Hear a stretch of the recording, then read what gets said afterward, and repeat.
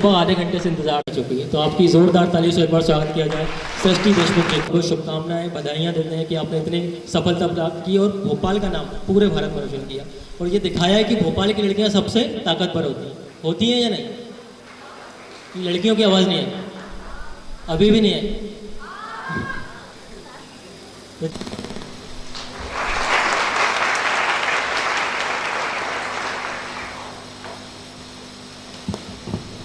नहीं, आप इनसे अच्छे से वाकिफ हैं, लेकिन फिर भी औपचारिकता के तौर पर मैं आपको इनका, आप भोपाल के कॉर्मल कॉन्वेंट हायर सेकेंडरी स्कूल से पढ़ी हुई हैं। आपने 2018 में केमिकल इंजीनियरिंग से ग्रेजुएशन अपना पूरा किया। आपने पहले ही अटेम्प्ट में संघ लोक सेवा आयोग यानी यूपीएससी के अंदर सर्वप्रथम हम सृष्टि देशमुख जी को सुनेंगे। उसके बाद आपके सवाल कुछ बचते हैं तो हम सवाल लेंगे। उसके बाद अगर ऐसा लगता है कि आप मिलना भी चाहते हैं तो हम थोड़ा सा समय देंगे, लेकिन थोड़ा सा समय। तो मैं बिना किसी देरी करे आपको गौर किए हुए आमंत्रित करना चाहता हूँ सृष्टि देशमुख, आप सबको संबोधित करें। Good afternoon to everyone. सबसे पहले तो I would like to thank Vandana ma'am जिन्होंने मुझे यहाँ पे इनवाइट किया और आप सबसे आज बात करने का मुझे मौका मिल रहा है। So thank you so much ma'am. एक बात मैम से भी मैं अभी के बारे में सुनती थी कि वहाँ पर लेक्चर्स अच्छे होते हैं, ऑफिसर्स आते हैं, उनको सुनने का मौका मिलता है। तो और मैं थोड़ा दूर रहती हूँ तो मुझे कभी मौका नहीं मिला कि मैं यहाँ आऊँ और सारी फैसिलिटीज़ का मतलब उपयोग करूँ। तो आज वो मेरा जो सपना है, काश अभी सोचा था, वो आज पूरा हो गया है। तो आज पढ़ाई करके आज आप सबके बीच आने का मौका मिला। तो मेरी जर्नी के बारे में अगर कुछ कहूँ कि कैसे मैंने यूपीएससी की सिविल सर्विस जो परीक्षा है वो पास की और अच्छी रैंक हासिल की। तो सबसे पहले तो ये बता देती हूँ कि कोई भी यूपीएससी एस्पिरेंट जो पढ़ाई करता है, मैं भी वैसे ही हूँ, और उस वक्त ये लगता था कि बस लिस्ट में अपना नाम देख लूँ, है ना, कभी शब्द देख लूँ कि चलो एक कुछ सिलेक्ट हो गई हूँ। तो मेरे लिए भी एक बहुत अच्छा प्लेजेंट सरप्राइज़ था कि मैं अच्छी रैंक ले पाई। और उसके लिए ना केवल मम्मी पापा के आशीर्वाद और पूरे परिवार का साथ और कुछ खास दोस्त रहे जिन्होंने हमेशा मुझे मोटिवेट किया, और उसके अलावा कुछ टीचर्स, मेंटर्स जिनके मैं कांटेक्ट में रही। तो उन सबको मैं इस चीज़ का, मैं कहूँगी, जो कहते हैं श्रेय देना चाहूँगी मेरी सफलता के लिए। अब थोड़ा सा प्रिपरेशन पर आती हूँ। तो मैं ये आप मतलब है ना, सीरियस सेशन नहीं रहेगा, आप मुझसे इंटरैक्ट कर सकते हैं, आप मुझसे जो भी चाहे पूछ सकते हैं। पहले तो मैं अपनी तरफ से जितनी भी चीज़ें कवर करना चाहूँगी वो करती हूँ। तो पहले ये जानना चाहूँगी कि आप में से कितने लोग हैं जो यूपीएससी एग्ज़ाम देना चाह रहे हैं? ठीक है। और मतलब और भी आप दूसरी परीक्षाओं के लिए पढ़ाई करते होंगे, है ना?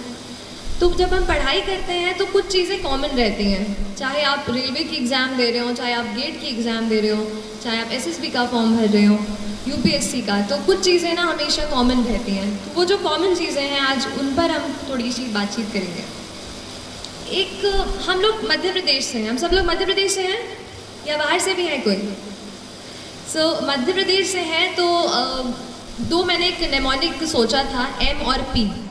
तो I will talk about 2 M's and 2 P's। ठीक है, तो आपको याद भी रह जाएगी चीज़। ठीक है, तो पहले P से स्टार्ट करते हैं। The first P is about productivity, कि कितना हम टाइम अपनी पढ़ाई को दे रहे हैं और उससे हम कितना आउटपुट ले पा रहे हैं, है ना। कई बार ऐसा होता है कि हम 10 से 12 मतलब है ना बिल्कुल गिन करके बैठे हैं, सुबह से इतना टाइम लगा रहे हैं, पर फिर भी अगर हम एंड में देखते हैं तो हम उतने टेस्ट सॉल्व नहीं कर पाते। क्या आपके साथ ऐसा हुआ है? तो ये चीज़ का प्रॉब्लम है, मेरे साथ भी होता था ऐसा ही। ये प्रोडक्टिविटी की प्रॉब्लम है, टाइम हम उतना लगा रहे हैं पर उतना रिजल्ट नहीं मिल पा रहा है। तो उसके लिए तो एक चीज़ ये की मैंने कि जितने भी डिस्ट्रैक्शन हमारे एनवायरनमेंट में होते हैं, जैसे कि हमारा फ़ोन सबसे बड़ा, उसका जो यूट्यूब का ऐप है, उससे जो रिकमेंडेड वीडियोस में हम चले जाते हैं, उन चीज़ों को थोड़ा सा मैंने कम किया। उसके अलावा और भी जितनी चीज़ों में हम इन्वॉल्व रहते हैं इंटरनेट पर पढ़ाई के अलावा, उनको मैंने थोड़ा सा लिमिट करने की कोशिश की।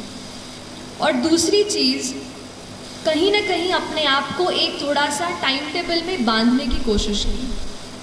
हमारा हर दिन अलग होता है ना।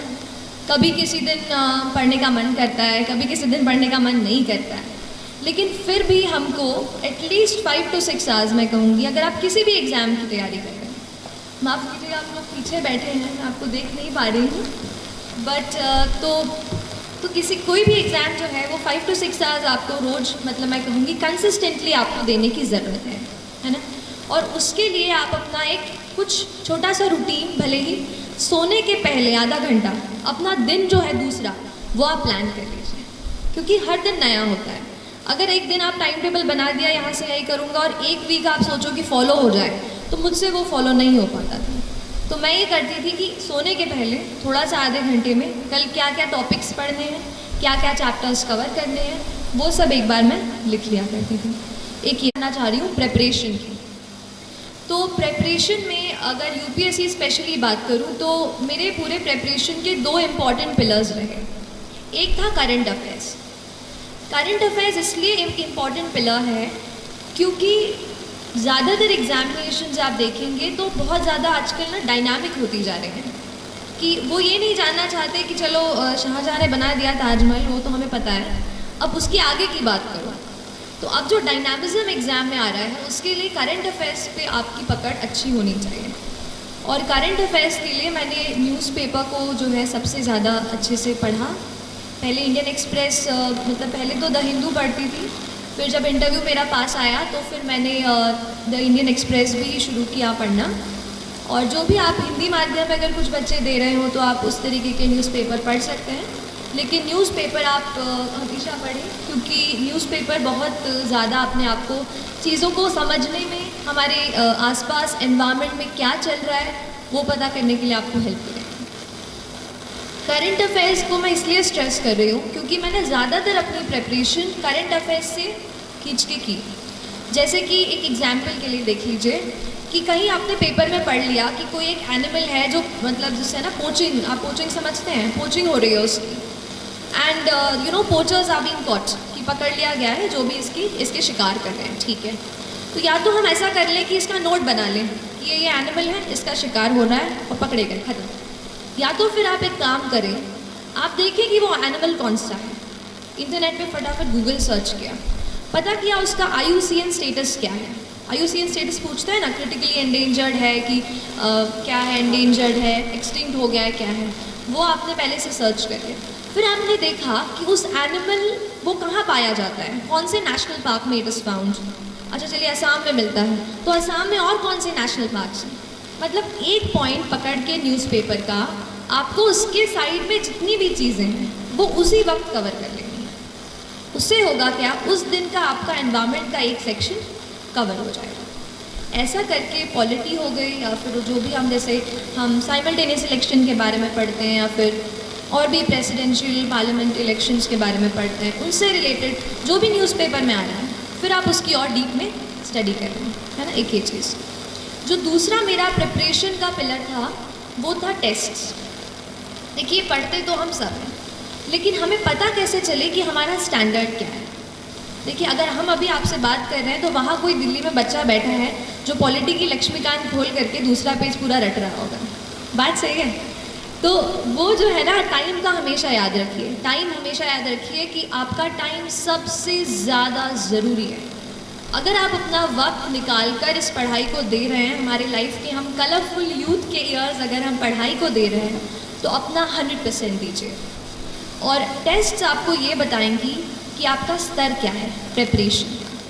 तो जो भी टेस्ट्स हों, चाहे भोपाल में, चाहे अगर आप दिल्ली से कोई फ़ोटोकॉपी मंगवा सकें, या जिस भी परीक्षा की आप तैयारी कर रहे हैं, ऑनलाइन अगर आपको कहीं टेस्ट्स मिलता है तो आप अपने आप को जांचते रहें। हर रोज़ 10 से 20 सवाल MCQ, या अगर रिटन हो तो मैं 1-2 आंसर्स रिटन, जो बड़े अपने सब्जेक्टिव आंसर्स थे, वो मैं 1-2 रोज़ लिखा करती थी। तो उससे मुझे आइडिया होता था कि मैं किस स्टैंडर्ड का लिख रही हूँ और क्या उससे मेरा कुछ चांस है सिलेक्शन का। तो ऐसा अपने आप को आप जांचते रहिए। तो हमने 2 पीस कवर कर लिए है ना। पहला पी कौन सा था? अच्छा, मतलब आप सुन रहे हैं मेरी बातें, अच्छी बात है। दूसरा था प्रिपरेशन। अब थोड़ा सा पी हो गया है तो M की बात कर लेते हैं। एक M मैंने जो हमें दिमाग में चीज़ जो है हमारे पुश करता है। अच्छा, इसके पहले मैं M की तरफ आऊँ, एक चीज़ बताऊँगी कि किसी भी एग्ज़ाम की जब हम प्रिपरेशन करते हैं उसके 2 पहलू हैं। एक, आप क्या पढ़ते हैं, कौन सी किताबें पढ़ते हैं, कितने टेस्ट लगाते हैं, कितने घंटे देते हैं, ठीक। दूसरा है एग्ज़ाम में कि आप मेंटली क्या सोचते हैं, क्या आप कॉन्फिडेंट हैं कि आप एग्ज़ाम क्रैक कर सकते हैं, आप साइकोलॉजिकली कितने स्ट्रांग हैं कि आपका मन नहीं कर रहा है उठने का पर फिर भी आप उठते हैं। वो चीज़ है आपका मेंटल करेज, और उसको आपको बिल्ड करना बेहद बेहद ज़रूरी है। मैं कहूँगी 60% ये मेंटल करेज है और ये 40% जो पढ़ाई है। तो उस मेंटल करेज को बिल्ड करने के लिए 2 एम हैं। एक है माइंडसेट, कैसा आप अपने दिमाग को ट्रेन करते हैं। देखिए एक बात होती है, जैसे आप खड़े हैं वहाँ पर, चलिए आपको नहीं कह रही, जैसे हम कभी पढ़ते हैं तो हमें लगता है कि आज मैं बहुत थक गई हूँ, आज बिल्कुल पढ़ने का मन नहीं है, अब तो पढ़ ही नहीं पाऊँगी। तो ये क्या है, आपका दिमाग आपको बोल रहा है कि आप नहीं कर सकते, आप नहीं कर सकते। हम अपने दिमाग से कई बार कंट्रोल हो जाते हैं। हमें करना ये है कि हमें अपने दिमाग को कंट्रोल करना है। हमें उसको बताना है कि नहीं, आज अगर मैंने सोचा है कि मुझे ये चैप्टर कंप्लीट करना है तो मैं करके रहूँ। तो आपको अपने दिमाग को कंट्रोल करना होगा, ठीक है। जब तक हम अपने माइंड को, अपने हार्ट को नहीं एक जगह फोकस कर पाएंगे, तब तक हम अच्छे से फोकस नहीं कर पाएंगे। तो ये चीज़ आप अपने आप को ज़रूर बताते रहिए। और जो दूसरा एम की मैं बात करती हूँ वो है मोटिवेशन। तो कई बार ऐसा पूछते थे, मैं भी जब पढ़ रही थी तो इंटरनेट पे ऐसे यूट्यूब पे सर्च करती थी हाउ टू स्टे मोटिवेटेड। तो लेकिन वो चीज़ मुझे बाद में समझ आई कि बाहर का कोई इंसान मुझे नहीं बता सकता कि how will I stay motivated. तो फिर थोड़ा अंदर मुझे झांकना पड़ा और तब मुझे समझ आया कि मैं कैसे मोटिवेट हूँ। तो फिर जब आपको मन करे ना कि आज तो हो गया, आज बहुत पढ़ाई कर ली, तब अपने आप से पूछो कि ऐसा क्या है जिसने मुझे पुश किया कि मैं ये करियर चुनूँ। ऐसा क्यों है कि मैं एसएसबी के एग्ज़ाम के लिए बैठ रही हूँ या बैठ रहा हूँ। Why is it. अगर आपका वाई तगड़ा है ना तो आप पूरी जर्नी से अच्छे से निकल जाओगे। इसलिए अपने वाई को, why do you want to join the civil service, why do you want to clear this exam, that is very very important. So don't start कि अगर करूँगा तो अच्छा वो मिल जाएगा, प्रेस्टीज मिल जाएगी। अगर आप प्रेस्टीज को सोच कर अगर आप सिविल सर्विस का एग्ज़ाम देने जा रहे हैं तो माय डियर फ्रेंड्स, ज़्यादा दिनों तक वो आपको मोटिवेट नहीं रख पाएगा। मोटिवेशन आपको कहीं ऐसी जगह से आना चाहिए कि अगर आप कहीं जा रहे हो, किसी बच्चे को देखते हो, किसी दुकान पर काम करते हो, तो क्या आप ये सोचते हैं कि वो बच्चा वहाँ पे नहीं होना चाहिए, वो बच्चा अभी स्कूल में होना चाहिए। क्या हम कुछ कर सकते हैं अपनी पढ़ाई से? क्या हम किसी ऐसे पोजीशन पे पहुँच सकते हैं कि उस बच्चे को वहाँ से निकाल कर स्कूल में भर्ती करा दें? तो ये चीज़ आपको मोटिवेट करनी चाहिए। जिस दिन आप सोसाइटी से जुड़ने लगेंगे और समझने लगेंगे कि कुछ और लोग हैं जो अनफॉर्चुनेट हैं, हम बहुत लकी हैं और हम उनकी मदद कैसे करें, तो फिर बहुत जर्नी जो है ना आसान हो जाती है। तो एक ये चीज़ मोटिवेशन की थी कि आप खुद अपने आप को मोटिवेट करिए। मैं लकी रही कि मैं मम्मी पापा के साथ रहकर, घर में रहकर पढ़ाई की मैंने। तो जब भी कभी बोर होती थी, मम्मी से बातचीत कर लेती थी किसी टॉपिक के बारे में। आप भी अपने मम्मा से, पापा से या डियर फ्रेंड, आपके भाई बहन जो भी हों, उनसे इस बात का डिस्कशन करें। और इसके अलावा डी स्ट्रेस भी हूँ। और एक और बात मैम से बात करते हुए मुझे याद आई कि मुझे ज़रूर आपसे शेयर करनी चाहिए, वो है हमारा न्यूट्रिशन और हमारा पूरा जो न्यूट्रिशन हम लेते हैं। देखिए हमारा दिमाग, आपने पढ़ा होगा ना साइंस में, कितना % वाटर होता है? Our brain is what %, how much % is it water? 70%, yes. So close to 70% of our brain is just water. और अगर हम वाटर ही, पानी ही नहीं पियोगे तो कैसे पढ़ाई होगी? इसलिए हमेशा आपको हाइड्रेटेड रहना है। पढ़ाई के बाद जूस, अच्छा चाय कॉफ़ी नहीं, हाँ, जूस एंड अच्छा पानी, या तो जूस नहीं हो तो पानी, प्लीज़ हाइड्रेटेड रखिए अपने आप को। अपने टेबल पे हमेशा ये चीज़ रखिए। और दूसरी चीज़ है न्यूट्रिशियस फूड। तो मैम तो बिल्कुल मम्मा जैसे रखती हैं आपको, तो आप बिल्कुल न्यूट्रिशियस फूड लेते रहिए जहाँ भी आप रहते हैं। प्लीज़ आप अगर हॉस्टल में रहते हो तो प्लीज़ अपने आप को कभी भी वो मत कीजिए, क्योंकि हमारी बॉडी जब स्ट्रांग होगी ना तभी अपन अच्छे से हेल्दी होकर पढ़ पाएंगे। तो don't compromise on that front. और इसके अलावा एक चीज़ और कहना चाहूँगी यूपीएससी के कॉन्टेक्स्ट में थोड़ा स्पेसिफिकली, कि 2 चीज़ें सबसे ज़्यादा आपको पूरे इसमें मार्गदर्शन देंगी। पहली चीज़ है यूपीएससी का सिलेबस।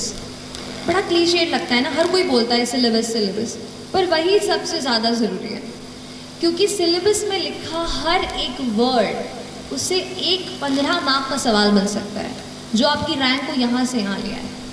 तो आपको हर जो वर्ड यूपीएससी सिलेबस में या जिस भी एग्ज़ाम की आप तैयारी कर रहे हैं वो लिखा है, आपको हर इसके अलग से, मतलब मैंने ये कोशिश की कि जो भी नोट्स मैं बना रही हूँ मैं खुद बनाऊँ, और जो भी रिसोर्सेज से, भले ही ऑनलाइन रिसोर्सेज से हो या स्टैंडर्ड बुक से हो, उनसे मैं पढ़ूँ और खुद अपने हाथ से नोट्स बनाऊँ। जब मैं लिख लेती थी अपने हाथ से तो मुझे वो प्रोसेस करते हैं ना, इन्फॉर्मेशन अच्छे से प्रोसेस हो जाती है।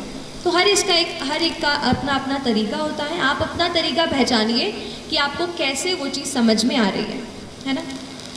और इसके अलावा मेरे ख्याल से मैंने, हाँ, जो दूसरी चीज़ मैं कह रही थी, यूपीएससी के प्रीवियस ईयर के पेपर्स, वो भी बहुत ज़्यादा ज़रूरी है। कोई भी आप सॉल्व कर रहे हो, पहले तो आप 5-7 साल के अपने प्रिंट करा के अपने पास रख लो कि ये पेपर्स हैं, ये क्वेश्चंस हैं, चाहे प्रीलिम्स का हो चाहे मेंस का हो, हर बार उसको देख लो हर दिन और समझो कि किस स्टैंडर्ड के क्वेश्चंस आपसे पूछे जा रहे हैं, है ना।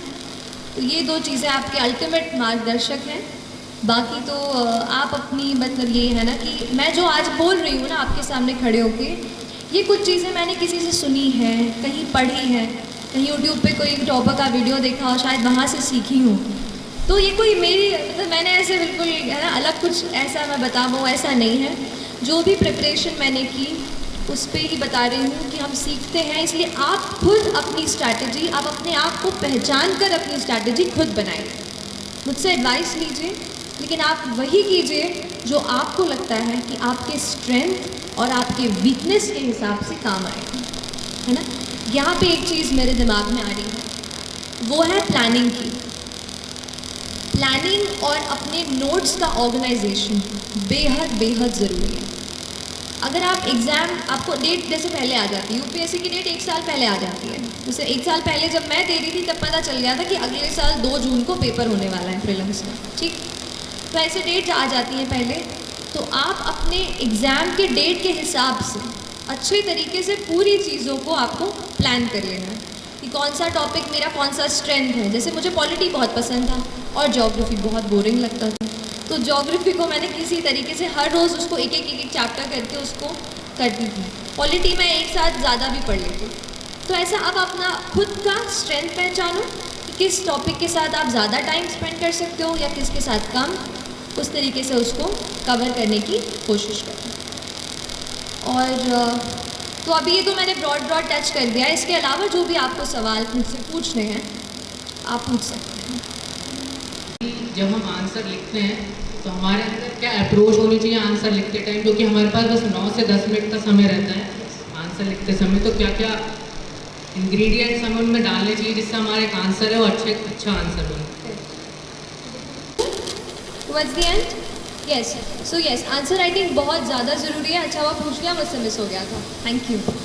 आंसर राइटिंग किसी भी एग्ज़ाम का तो मतलब कह सकती हूँ, लेकिन यूपीएससी एग्ज़ाम के लिए बहुत ज़्यादा ज़रूरी है आंसर राइटिंग। एंड जैसा कि आपने सही कहा कि 9 मिनट मिलते हैं, और ऑप्शनल का पेपर ले लूँ तो अगर थोड़ा हायर मार्क का हो तो 14 मिनट मिलेंगे। ऐसे 9, 11, 14 इतने ही मिनट मिलेंगे एक आंसर को लिखने के, depending on the word limit. तो उसको कैसे लिख पाएँ? अगर आप सोचें कि मैं बिना प्रैक्टिस करके ना उधर ही स्कोर कर लूँगा टाइम पर, तो सच में नहीं हो पाता है। मुझसे तो मैं आधा घंटा ले लेती थी एक आंसर लिखने के लिए शुरुआत में, है ना। और मेरे ख्याल से आपके साथ भी ये चीज़ हुई होगी कि आधा घंटा क्वेश्चन लेके टाइम स्टॉप वॉच अच्छे से ऑन करके बैठे और लग गया आधा घंटा। तो ये होगा, तो लेकिन प्रैक्टिस की ज़रूरत है। तो पहले आप अपना नॉलेज बेस बना लो। जैसे मान लो आप किसी पॉलिटी का मान लीजिए आप आंसर आज लिखने का सोच रहे हैं, पहले आप उसका नॉलेज बेस बनाइए कि अच्छा ये मैंने पढ़ रखा है। उसके बाद आप आंसर क्वेश्चन को अटेम्प्ट कीजिए।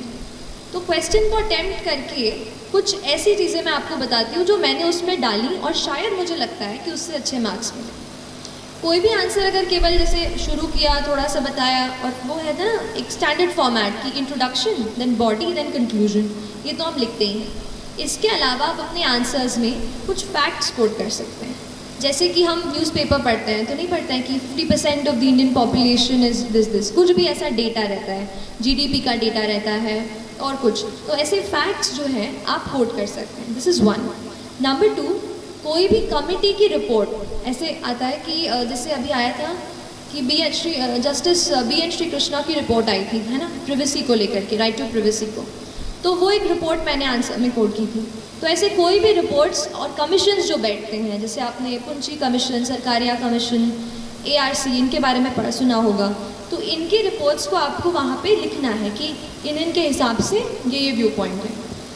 कुल मिला के बात ये है कि हमारा व्यू पॉइंट तो ठीक है, पर हमारे व्यू पॉइंट को एक्सेप्टेबल बनाने के लिए हमें किसी का सहारा लेना पड़ेगा। तो हम उस फैक्ट का सहारा लेंगे या उस कमिटी का सहारा लेंगे, तो हमारी कही हुई बात ज़्यादा एक्सेप्टेबल साबित होगी। आप समझ रहे हैं? तो ये फैक्ट, कमिटी, इसके अलावा आजकल इंडेक्स बहुत आते हैं, जैसे आपने ease of doing business index सुना होगा, है ना। गवर्नमेंट भी उस पर काफ़ी स्ट्रेस कर रही है कि ईज़ ऑफ डूइंग बिजनेस पे हमारी रैंकिंग और अच्छी हो जाए। तो आप उन इंडेक्सेस को पढ़िए, जैसे एनवायरमेंटल प्रोटेक्शन इंडेक्स आता है, ऐसे, तो इनको भी आप अपने आंसर्स में कोट कर सकते हैं। And as far as time is concerned, तो मैंने एक स्टॉप वॉच खरीदी थी छोटी सी, और बस फिर आंसर्स लिख करके अपना टाइम ऑन करके बार बार प्रैक्टिस करती हूँ। हर रोज़ 1 से 2 आंसर आप लिखो, और अगर आपके पास ऐसे 8 to 9 मंथ्स का टाइम है तो आप उतना डेवलप कर लेते हो स्पीड कि आप उतने टाइम में कर पाओ। बस एक चीज़ और कहूँगी कि आप मॉक टेस्ट ज़रूर दीजिएगा, भले मेंस दे रहे हो या प्रीलिम्स दे रहे हो। मॉक टेस्ट से उस टाइम में कैसे अपने आप को ढालना है वो हम अच्छे से समझ सकते हैं, है ना। और कोई क्वेश्चन? गुड आफ्टरनून मैम, मेरा क्वेश्चन है कि यूपीएससी में जो क्वेश्चन आते हैं, किस तरीके के क्वेश्चन में पैराग्राफ का यूज़ सूटेबल रहेगा, और जो अनुच्छेद पॉइंट वाइज उनमें कैसे कॉम्बिनेशन होना चाहिए या फिर कैसे डिफरेंस? जी ठीक है, आप बैठ जाइए।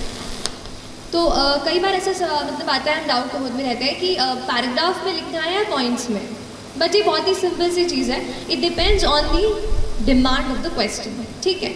अगर क्वेश्चन में ऐसा टेल वर्ड आप समझते हैं, एनालाइज, क्रिटिकली एनालाइज, एन्यूमरेट, है ना, ये सब दिया रहता है, एग्जामिन। तो जैसे एन्यूमरेट बोला है, तो एन्यूमरेट मतलब तो नंबर में लिखना है, चलो बात पक्की है। अगर कोई और चीज़ आपको खुद समझनी है, जैसे मैं कभी कभार शुरू ऐसे करती थी, पहले डेफिनेशन लिखती थी, इंट्रोडक्शन उससे शुरू कर दिया, फिर मैं उसको डिवाइड करती थी आंसर को, जैसे social, political, economic, legal, environmental. जैसे कोई आपको मुद्दा दे रहे हैं कि ये चीज़ हो रही है और उसका इम्पैक्ट पूछ रहे हैं, right. So you give the social impact, the economic impact, the cultural impact, legal, environmental, ऐसे करके। सो ऐसे पॉइंट्स भी आप लिख सकते हो। So it depends on the nature of the question, point number 1। Number 2, आपको खुद को उसमें वैरायटी लाने हैं। अगर आप पूरा आंसर पैराग्राफ में लिख देते हैं, जैसे मेरा ऑप्शनल जो था वो सोशियोलॉजी था, अब सोशियोलॉजी में ज़्यादा स्कोप नहीं है कि आप पॉइंट्स डाल पाओ, है ना, थोड़ा सा थ्योरेटिकल सा सब्जेक्ट है समाजशास्त्र, तो उसमें मैं ज़्यादा पॉइंट्स नहीं डाल पाई। पर जैसे पॉलिटी का पेपर हो गया, इकोनॉमी का पेपर हो गया, इसमें मैं काफ़ी पॉइंट्स में वो किया है। तो आप उसी के बेसिस पे प्रैक्टिस करें और उस तरीके से आप उस क्वेश्चन के हिसाब से डिसाइड करें कॉम्बिनेशन क्या होना चाहिए। ज़रूरी नहीं है पूरा आंसर पैराग्राफ में या पैरा में हो, पैराग्राफ में या पॉइंट्स में हो, दोनों चीज़ें आप मिला सकते हैं। तो और कोई सवाल? कि आपका जैसे सोशियोलॉजी ऑप्शनल था, तो उसमें जो पेपर 1 है वो थोड़ा स्टैटिक है, बट जो पेपर 2 है वो डायनामिक नेचर का है थोड़ा, तो उसके लिए रिसोर्सेज क्या है और स्ट्रैटेजी क्या रही है? कि मैंने केमिकल इंजीनियरिंग से ग्रेजुएशन किया है, लास्ट ईयर कंप्लीट किया, तो बहुत मन में सवाल थे। अब मेरे साथ ऐसा था कि ऑप्शनल में केमिकल इंजीनियरिंग अवेलेबल नहीं था, तो I had to choose something else. तो मैंने पहले सोशियोलॉजी चूज़ किया और उसकी किताबें पढ़ी, लगा यार इंटरेस्टिंग है, पढ़ते हैं। अगर बुक लिस्ट पे आऊँ तो मैंने ट्रायल एंड एरर से बुक्स ढूंढी हैं, किसी टॉपर्स ने सजेस्ट की थी, उनकी बुक्स देखी, और फिर कुछ खुद ही मैंने पढ़ के उनके नोट्स बनाए। तो पेपर 1 के लिए तो काफ़ी सारे, जैसे हैरलम्बस एंड हील्ड तो सब पढ़ते हैं, जो ऑरेंज वाली पतली किताब आती है हैरलम्बस एंड हील्ड, वो एक मैंने पढ़ी थी। और अगर पेपर 2 पे आ जाऊँ सीधा, जो आपके क्वेश्चन पे कि काफ़ी डायनामिक है, तो नंबर 1 न्यूज़पेपर्स तो आपको पढ़ना है बहुत तरीके से, क्योंकि न्यूज़पेपर्स में कुछ ऐसी चीज़ें आप पढ़ लेते हैं which you can directly quote in your answers. एक एग्जाम्पल देती हूँ, जैसे मैंने एक आर्टिकल पढ़ा था एक मैगजीन में, जिसमें लिखा था कि कुछ लड़कियाँ जिससे बॉर्न हो जाती हैं और उनके पेरेंट्स नहीं चाहते कि लड़की बॉर्न हो, तो उसको नपुंसक नाम दिया जाता है। तो ये थोड़ा यूनिक एस्पेक्ट है। तो अगर किसी गर्ल चाइल्ड के बारे में कोई सवाल हो तो आप उसमें एग्जाम्पल दे सकते हैं कि किस तरीके से हमारे कल्चर में एक ऐसा वर्ड अब आ गया है कि if a female child is unwanted उसको हम क्या नाम देंगे। तो ये कितनी अनफॉर्चुनेट चीज़ है। आप इसको कोट कर सकते हैं। तो एक तो न्यूज़पेपर्स, अगर बुक लिस्ट या बुक्स की बात करूँ कि मैंने क्या रेफ़र किया, तो आज मैंने प्रिपरेशन शुरू कर दी थी, बाद में ये बुक मेरे हाथ में आई। इसमें पूरा पेपर 1 और पेपर 2 साथ में दिया हुआ है। नितिन सांगवान सर की किताब है। उसमें वो भी IAS हैं और उन्होंने लिखी है, तो उसमें पेपर 1 पेपर 2 दोनों मिल जाएगा। That's one. मैंने कास्ट के स्पेशल एस्पेक्ट्स को कवर करने के लिए नदीम हसनैन की किताब है। तो नदीम हसनैन की ट्राइब्स वाली नहीं है, sociology, general sociology, Nadeem Hasnain वो। और फिर रूरल सोशोलॉजी के लिए दोषी एंड जैन की किताब आती है, वो आप पढ़ सकते हैं, है ना। ये कुछ है, बाकी अभी तो ऐसा ही है। बाकी आप तन्वी सौंद्रियाल मैम, उनकी बुक लिस्ट आप पढ़ सकते हो, काफ़ी कुछ मैंने उनसे भी सीखा है।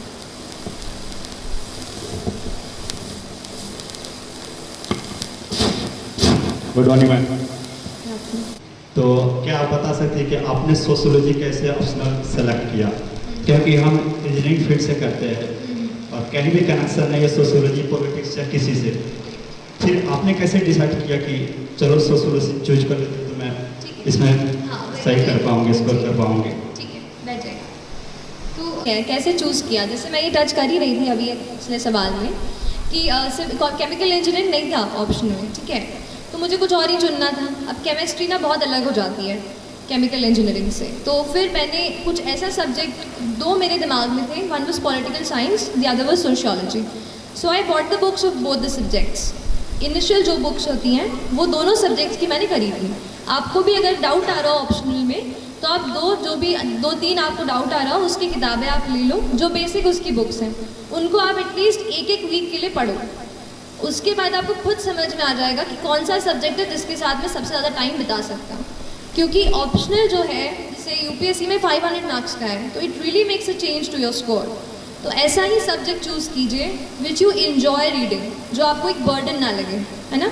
कोई ट्रेंड्स पे या कितना स्कोर कर रहे हैं टॉपर्स, ये सब पे मत जाइए। आपका पर्सनल इंटरेस्ट है, उसके बेसिस पर ही आपको ऑप्शनल चूज़ करना है ना। तो बेसिक बुक्स पढ़िए और थोड़ा एफर्ट ज़्यादा डालना पड़ेगा, अगर इंजीनियरिंग के अलावा हो तो थोड़ा डालना पड़ेगा, पर कोई बात नहीं, है ना। किसने कहा था कि चीज़ें सब आसान होंगी लाइफ में, तो करनी पड़ती है यार। लेकिन सच बताऊँ तो अगर आप थोड़ा सा एफर्ट डालते हैं ना, तो सच में चीज़ें जो है ना, एक ये चीज़ भोपाली वाली कनेक्शन वाली बात बता रही हूँ कि हम भोपाल में रहते हैं, दिल्ली नहीं जाते। मतलब मैं दिल्ली नहीं गई हूँ प्रेपरेशन के लिए, मैंने इंटरव्यू देने के लिए, उसकी प्रैक्टिस करने के लिए दिल्ली गई थी। तो अपन नहीं सोचते हैं कि दिल्ली वाले कुछ अलग पढ़ते होंगे और बहुत सारा पढ़ते होंगे और अपना हो पाएगा कि नहीं। तो ऐसे सवाल मेरे मन में भी थे लेकिन फिर भी कहूँगी कि थोड़ा अपने आप को बांधो, थोड़ा डिसिप्लिन में रहो, थोड़ा सा मोटिवेट रखो, दृढ़ निश्चय रखो, और बड़ा सपना देख लिया है ना तो अपने आप को उसमें पूरा झोंक दो। सोचो कि अब लाइफ में और कुछ नहीं है, जब तक ये नहीं करूँगी ना, ये करूँगा नहीं ना, तब तक कुछ नहीं होने वाला मेरा, ना मेरा ना किसी और। तो उस तरीके का एटीट्यूड, एक फायर, एक वो पैशन अपने आप में आपको जगाना पड़ेगा। That passion will drive you and that passion will take you places. और अगली बार जब मैं यहाँ पर, आप नहीं मैं नहीं, आप जब यहाँ पे खड़े होंगे तो मुझे ज़रूर बुलाना, ठीक है? ठीक है, तो जो भी सुन रहे हो प्लीज़ आप लोग अच्छे से करनी है। और जब आप यहाँ पे मैडम आपको फ़ोन करके बुलाएं कि बेटा आओ, चलो आप भी बताओ यहाँ पे, तो ज़रूर मुझे भी बताना है। ऐसे ही मतलब ये कहना चाह रही हूँ कि उतनी फायर आपके अंदर होनी चाहिए। ड्रीम बिग, है ना, बड़ा सपना देखने से बिल्कुल मत डरो। लाइफ सबकी चैलेंजिंग होती है, किसी को फाइनेंशियल कंस्ट्रेंट्स होते हैं, कुछ इमोशनल कंस्ट्रेंट्स होते हैं, मेरे साथ भी ऐसी चीज़ें थी। लेकिन फिर भी जब आपने ठान ली है वो चीज़, तो फिर आपका कहते हैं ना कर्तव्य बनता है कि अगर ठान लिया है तो फिर या तो ठानो मत, या तो अगर यहाँ बैठ गए हो ना तो एग्ज़ाम क्रैक करके ही मानो, ठीक है। तो एक ये वो अपना एक ड्राइव, डिटर्मिनेशन अपने साथ रखो, ठीक है। और कोई सवाल? लेकर आंसर राइटिंग में सबसे जरूरी स्टेप होता है कि हम उसको चेक करवाएं या करें। तो हम भोपाल में ही आंसर राइटिंग करें तो उसको चेक कैसे करें, क्योंकि हर कोई दिल्ली नहीं जा सकता। ठीक है, तो मैम क्योंकि इंडिपेंडेंट प्लेटफॉर्म है, आपने सुनी होगी, वहाँ पर मैं आंसर्स अपने डालती थी, है ना। क्योंकि यहाँ पे अगर कोई टीचर नहीं मिल रहा है, कोई मेंटर नहीं मिल रहा है जो चेक कर रहा है, तो वहाँ पे फेलो एस्पिरेंट्स होते हैं जो अपने वहाँ पे डालते हैं। आप उनके आंसर रिव्यू करो, वो आपके आंसर रिव्यू करेंगे। ऐसा ही करके मैं सीखी हूँ। शुरू में जब क्योंकि लगता नहीं था कि इतनी बड़ी टेस्ट सीरीज़ खरीदूंगी और उसको सच में यूज़ भी कर पाऊंगी कि नहीं। तो जब तक आप उस स्टेज पर पहुंच रहे हैं, आप ऐसे ऑनलाइन फोरम्स का यूज़ कर सकते हैं। इनसाइट्स ऑन इंडिया एक है, दूसरा IAS बाबा आपने सुना होगा UPSC के लिए वो, और तीसरा फोरम IAS। ऐसे करके मैंने 3 वेबसाइट से मैं जुड़ी रही और उन पे आंसर्स मैं अपने डालती रही, है ना। तो वो चेक करते हैं, आप किसी का चेक कीजिए उनको अपने। और होता क्या है, आंसर्स की बात निकली है तो बताती हूँ, खुद के आंसर में हमें गलती नहीं दिखाई देगी, दूसरे के आंसर में हमें फटाक से गलती समझ में आ जाती है कि ये ना इसने ये चीज़ सही से नहीं लिखी है। तो आप दूसरों के आंसर्स चेक करो और उनको आपके करने दो, तो यू विल बेटर अंडरस्टैंड कि where are you making a mistake. And when you are thorough enough, when you feel कि now this is a moment when I can write time करके टेस्ट, तो फिर आप कोई टेस्ट सीरीज परचेज कर सकते हो डेडी से कोई भी। तो इसका मैं स्कैन करके अपनी कॉपीज़ उनको भेजती थी, वो चेक करके आपको वापस देते हैं and they write the comments out there, so you know कि what are the mistakes, so you can join that, है ना। और मोटी होती है उनको अपन समराइज कर रहे थे, शॉर्ट कर रहे थे, तो एक्चुअली वो क्या टाइम ज़्यादा खाती है। यस, तो इस बीच में क्या होता है कि फ्रस्ट्रेशन पड़ता है, हम सब्जेक्ट को लेकर टेंशन भी होती है, उस चीज़ को टैकल कैसे किया जाए? ठीक है कि कैसे नोट्स बनाते हैं और वो चीज़। दूसरा, हम फ्रस्ट्रेट हो जाते हैं। दो अलग तरीके से आंसर करूँगी। पहला चीज़ नोट्स, देखो कुछ किताबें ऐसी हैं जिनको आपको कवर टू कवर पढ़ना ही है, पढ़ना ही पड़ेगा। अब उसके नोट्स आप बना लोगे तो या तो आप फोटोकॉपी करा लो, या तो फिर हम क्या करेंगे, कुछ छोड़ देंगे। वो चीज़ नहीं होनी चाहिए। अब जैसे पॉलिटी की लक्ष्मीकांत है, वो तो कवर टू कवर ही पढ़नी है आपको। मॉडर्न इंडिया की स्पेक्ट्रम की राजी वहीर आती है, वो आपको कवर टू कवर पढ़नी है। कुछ किताबें जैसे DD बासु हो गई, कोई अगर पॉलिटी के नेक्स्ट लेवल पे पढ़ रहा है, DD बासु पढ़ रहा है, तो उसके केवल आप नोट्स बनाओ। तो आप डिसाइड करो कि आपके एग्जामिनेशन के नीड के हिसाब से कौन सी किताब आपको पूरी पढ़नी है और कौन सी की आपको नोट्स बनाने हैं। नोट्स का टाइम, जैसे सोशियोलॉजी, अब उसमें हमें अलग अलग बुक किताबों के रेफ़र करनी पड़ी, तो फिर मैंने उसके नोट्स बनाए, अदरवाइज़ फिर बुक से ही पढ़ी। और दूसरी चीज़ फ्रस्ट्रेशन, तो नोट्स बनाते टाइम नहीं, पढ़ते टाइम बहुत फ्रस्ट्रेशन होता है। और हर टाइम मतलब है ना, फ्रस्ट्रेशन और डीमोटिवेशन, ये सब चीज़ें हमारा पीछा करती रहती हैं। पर कुछ ऐसे खास दोस्त बनाओ जो हो सकता है उस फील्ड के नहीं हो, लेकिन आपको मोटिवेट करें कि भाई तू कर सकता है, कि girl you do it, you know.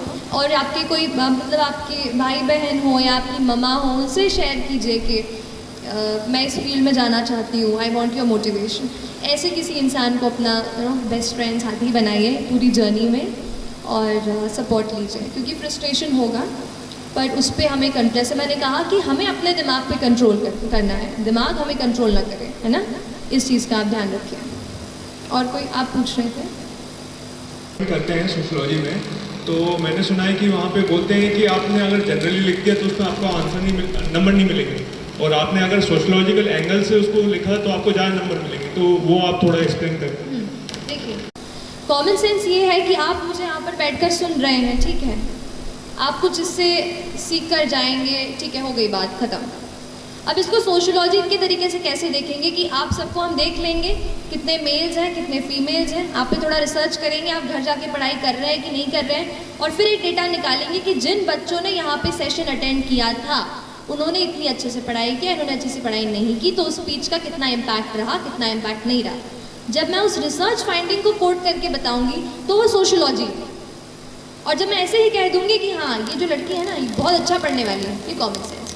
तो फिर मैम, तो सोशियोलॉजी में हमें थिंकर्स को कोट करना है, कोई भी थिंकर जो हो जिसने कोई बात कही हो, जैसे हर एक टॉपिक के अपने अपने थिंकर्स हैं। अभी तो मुझे थोड़ा ब्रशअप करना पड़ेगा, मतलब क्योंकि मैंने मेंस अक्टूबर में दिया था, उसके बाद मैंने ज़्यादा सोशो को नहीं छुआ है, बट स्टिल जैसे कुछ थिंकर्स हैं, जैसे ऑन्द्रे बेते हैं, है ना, इंडियन थिंकर है, लुई डुमॉन है, ऐसे थिंकर्स को आपको कोट करना है आंसर्स में।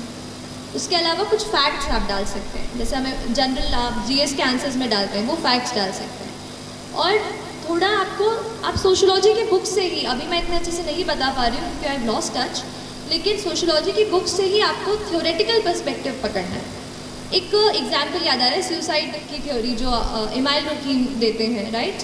तो उन्होंने कैसे कहा कि सुसाइड, उन्होंने कहा कि साइकोलॉजिकल चीज़ नहीं है, सोशियोलॉजिकल चीज़ है। कैसे कहा? उन्होंने कहा कुछ लोग या तो जो अनमैरिड हैं या तो जो थोड़े से अलग रहते हैं लाइफ से, थोड़ा फ्रस्ट्रेटेड है, वो लोग ज़्यादा सुसाइड करने की तरफ आकर्षित होते हैं। तो उनके रिसर्च फाइंडिंग पे बेस्ड था। तो ऐसे कुछ रिसर्चेस आपको कोट करने हैं और थिंकर्स को कोट करना है, वो मेरे ख्याल से एक सोशियोलॉजिकल एंगल होगा, है ना।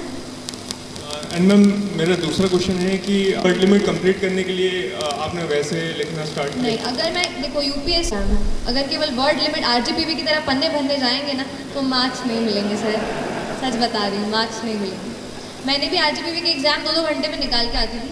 मतलब अब देखो, अब आपसे अच्छे से शेयर करूँ, आप हंस गए तो थोड़ा और याद आएगी एक चीज़ मेरे को कि मेरा लास्ट सेमेस्टर का एग्ज़ाम हमारा 8 सेमेस्टर का एग्ज़ाम का 4th पेपर, 4 ही पेपर होते हैं थियोरेटिकल इंजीनियरिंग में आखिरी सेमेस्टर में, तो उस पेपर के बीच में और मेरे प्रीलिम्स एग्जामिनेशन के बीच में 14 दिन का अंतर था। 14 दिन, आप समझ रहे हैं, मतलब मेरी लाइफ की मैं बड़ी एग्ज़ाम देने जा रही हूँ और मुझे जब पता चला कि बस 14 दिन है तो मैं हिल गई थी पूरी तरीके से। तो वो जो एग्ज़ाम था आखिरी, जो भी पेपर थे 4, वो मैंने 2-2 घंटे में लिख के मैं निकली हूँ, क्योंकि मुझे एक चीज़ तो पता थी कि यहाँ पे मुझे ज़्यादा क्वालिटी पे जज नहीं किया जाएगा। आप समझ रहे हो ना, इंजीनियर टू इंजीनियर बातें है। तो लेकिन यूपीएससी ऐसी नहीं है, आप कोई और पेपर देंगे एसएससी एसएसबी, वहाँ पे वो आपके क्वालिटी ऑफ आंसर पे ही आपको चेक करेंगे। एंड वहाँ पे आप सोचो कि मैं लाइन थोड़ी स्पेस बना के जो है पेज मुझे पूरे भर दूंगा और उसमें पॉइंट नहीं होगा तो आपको मार्क्स नहीं मिलेंगे। ये मुझे कैसे पता चला? जब मैं अपने टेस्ट लिख रही थी, जो आप टेस्ट देख रहे हैं ना, उनमें आप नंबर देख लीजिएगा। शुरू के टेस्ट में आप देख लीजिए मैं कैसा लिखती हूँ और बाद के टेस्ट में देखिए आप मैं कैसा लिखती हूँ। मैंने खुद ही ये चीज़ समझी, इम्प्रूव की कि मेरे आंसर में वो लोग ये नहीं देख रहे कि मैं कितना दोनों पेज कम्प्लीटली भर रही हूँ, वो ये देख रहे कि कितने पॉइंट्स उसमें से निकल रहे हैं। आप समझ रहे हैं? तो पॉइंट्स कितने उससे रेलेवेंट क्वेश्चन में जो पूछा गया है। एक तो पहली बात, क्वेश्चन को अपन को 2 बार पढ़ना है, ठीक है। एग्जाम में इतना प्रेशर होता है, एक बार पढ़ लेते हैं हाँ को ना को हाँ पढ़ के आंसर टिक ला के आ जाते हैं, वो चीज़ गलत है। तो क्वेश्चन आप चाहे मेंस का हो चाहे प्री का हो, 2 बार पढ़ो, दिमाग को शांति से दिमाग में घुसाओ और फिर 10 सेकेंड्स का वक्त लेके फिर शुरू करो आंसर राइटिंग। और ऐसी कोई मेरी वो नहीं रही कि जैसे ज़्यादा स्पेस लूँ या इस तरीके से, ऐसा कुछ नहीं है। अगर आपको ऐसा लग रहा है तो फिर अच्छी बात है, मेरा प्रेजेंटेशन अच्छा काम कर गया, है ना। तो बस हाँ, क्योंकि देखो प्रेजेंटेशन भी इम्पॉर्टेंट होता है ना। एक चीज़ पे आ जाती हूँ कि देखो कोई एग्जामिनर आपकी कॉपी चेक कर रहा है, उसे कोई मतलब नहीं है सृष्टि देशमुख कौन है, कोई मतलब नहीं। उसके लिए बस एक गड्ढा है कॉपी का, राइट। अपने लिए वो अपनी पूरी लाइफ की वो है ना मेहनत अब उनको दे रहे हैं। तो आप कैसे दूसरों से अलग आपकी कॉपी चमके, इस बात पे आपको थोड़ा वर्क करना पड़ेगा।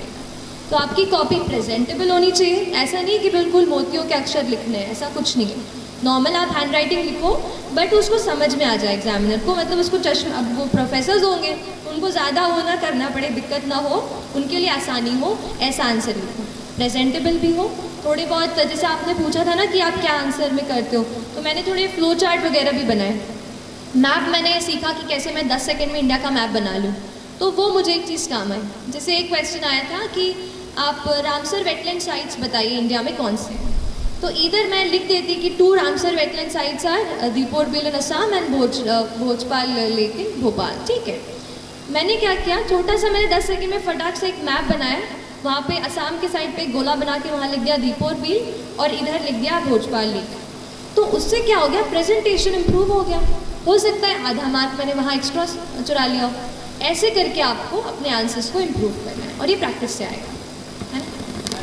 मैम जस्ट टू कंफर्म, मैं समराइज करने के लिए, आपने पहला बोला कि सोशोलॉजिकल एंगल में अपने को थिंकर्स को कोट करना है तो उससे ज़्यादा मार्क्स मिलेंगे अपने को, ठीक है। तो मैम जीएस का जो आंसर अपन लिखते हैं और सोशोलॉजी का जो आंसर लिखते हैं, दोनों में सिर्फ यही फ़र्क है कि अपने को थिंकर्स का आपने, मैं आपको एक बताऊंगी कि मैं सच बता रही हूँ वेरी ऑनेस्टली। अभी मेरा थोड़ा टच छूट गया है सोशियो का, तो मैं इतना अच्छे से नहीं बता पा रही हूँ। आप मेरे आंसर शीट्स दूसरी वेबसाइट पे जहाँ पे मैंने सोशियो की टेस्ट सीरीज ली थी, आप वहाँ से मेरे आंसर्स पढ़िए and you will get to know कि व्हाट आई राइट डिफरेंटली, है ना। बाकी अब मैं इनको चांस दूँ प्लीज़, है ना, पूछने के लिए। ये कुछ स्पेशल फोकस एरिया जो जिस पे ध्यान दिया जाए ज़्यादा। ठीक है। प्रीलिम मेरे मार्क्स आए हैं, मुझे अभी अभी पता चला कि 98 कट ऑफ गया था, वो तो पहले पता चल गया था। मेरे 106 मार्क्स आए, तो कोई खास बहुत तगड़े मार्क्स नहीं है मेरे, लेकिन फिर भी पूछा है, अब थोड़ा क्रॉस कर लिया है। तो बस ये बोलूँगी कि अपनी एग्ज़ाम की पैटर्न को पहचानो। यूपीएससी में कुछ, जैसे पॉलिटी एक ऐसा सेक्शन होता है कि वो पूछेंगे ही पूछेंगे आपसे, और वहाँ अगर आपने गलत कर दिया तो ऐसे हज़ारों बच्चे हैं जो पॉलिटी को मास्टर करके वहाँ बैठे हैं, तो वहाँ तो एक भी आपका सवाल गलत नहीं होना चाहिए। तो पॉलिटी को आप पूरा पक्का करके जाओ। पिछले साल मॉडर्न हिस्ट्री से भी बहुत ज़्यादा सवाल आए थे, तो उसको भी आपको अच्छे से कवर करना है, ठीक है। तीसरी चीज़, करंट अफेयर्स में जो एनवायरनमेंट पूछा जाता है वहाँ से भी क्वेश्चंस आए हैं, तो करंट अफेयर्स का एनवायरनमेंट। फिर मुझे याद आ रहा है गवर्नमेंट स्कीम्स जो है वो भी बेहद ज़रूरी है ना।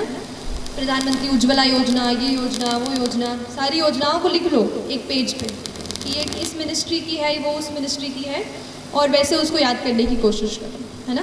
तो ये कुछ इंपॉर्टेंट पॉइंट्स हैं, पॉलिटी और modern history, environment, current affairs. और हाँ, आजकल ना बुद्धिज़्म जैनिज़्म से बहुत सवाल आने लग गए हैं। पिछले साल ही 2 सवाल आ गए, तो अब वो मुझे कहीं नहीं मिला, तो मैंने एग्ज़ाम के एक दिन पहले बस विकीपीडिया का बुद्धिज़्म और जैनिज़्म का पूरा पेज पढ़ लिया। उसी से वो स्थानकवासी मुझे आ गया और एक मैत्रेय करके क्वेश्चन था वो मुझे आ गया। तो ऐसे कुछ आपको खुद ढूंढना पड़ेगा कि कौन सा कहाँ से पूछ रहे हैं, क्योंकि आप गारंटी तो नहीं ले सकते कि एनसीईआरटी पढ़ लिया है तो एनसीईआरटी से सवाल आ ही जाएगा। थोड़ा सा आपको एलिमिनेशन टेक्निक से भी प्रैक्टिस करना पड़ेगा, है ना। एलिमिनेशन आप समझते हैं कि ये नहीं है, ये तो हो ही नहीं सकता, ये इसमें डाउट है, और ये, तो इन दोनों में फिर कौन सा बेस्ट है, ऐसा एलिमिनेशन करके भी आपको आंसर्स पे पहुंचना होगा। मैं कहूँगी 100 सवालों में से 30 से 35 सवाल आपको डॉट श्योर आने चाहिए। उसके बाद के जो 20-25 हैं उस पर आप खेल सकते हो कि कहाँ कौन सा है, कौन सा थोड़ा बहुत दिमाग लगा के, इंटेलिजेंट गेस, है ना। ऐसा रैंडम गेस भी नहीं लगाना है, इंकी पिंकी टाइप्स, है ना। तो प्लीज़, अच्छे होते हैं जिन्हें छोड़ना ही होता है, जो किसी को नहीं आता। तो वहाँ ये मत सोचो कि अरे इतनी पढ़ाई की है, ये सवाल तो मुझे करके ही जाना पड़ेगा, नहीं।